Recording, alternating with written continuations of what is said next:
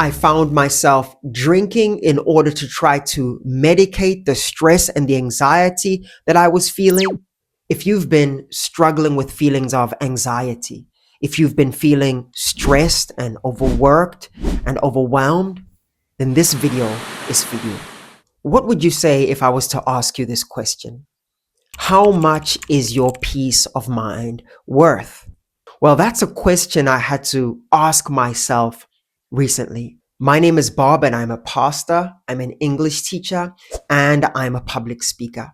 I also have a wonderful family. My wife and I have 3 kids. Now, many of us are trying to live up to the expectations of others.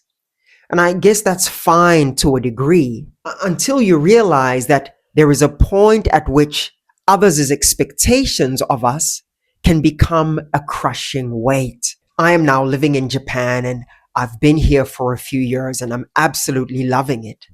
But the more I live here, the more I realize how much people are willing to sacrifice in order to live up to the expectations of others. Now, that's fine to a degree because we all live in societies where we have certain obligations to other people.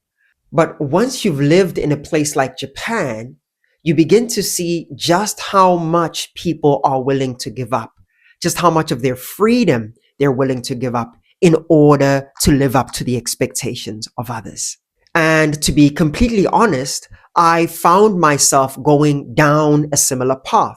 I found myself pushing so hard to live up to the expectations of others that I began to feel like I was breaking down emotionally and even physically and even mentally.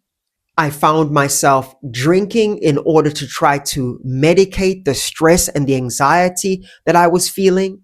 I found myself giving in to temptations of the mind more than I typically would. I found myself feeling very irritable and annoyed and always having a short fuse with my family and with those around me because I was so filled with anxiety and worry. So I had to come to a point when I had to ask myself to say, why am I doing this? Why am I pushing myself so hard? Is all of this necessary?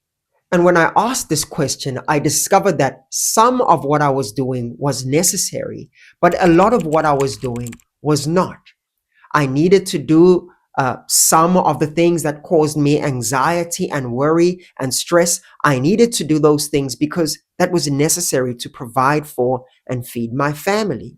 And so I had to ask myself to say, if I was to cut down on some of the work I was doing, on some of the things I was doing, would that be better for my mental well-being and for my emotional health, or would that be worse? And so I had to ask myself to say, if I was to cut down on some of the things that I was doing, and that's when I had to pause and ask myself to say, well, how much is your peace of mind worth? I also had to ask myself to say, am I optimizing for burnout or am I optimizing for longevity? Am I optimizing for peace and tranquility or am I optimizing for anxiety and stress? And so I had to be honest and answer those questions for myself, even when I knew that some of the answers might cause some of the people around me to be anxious and to be worried.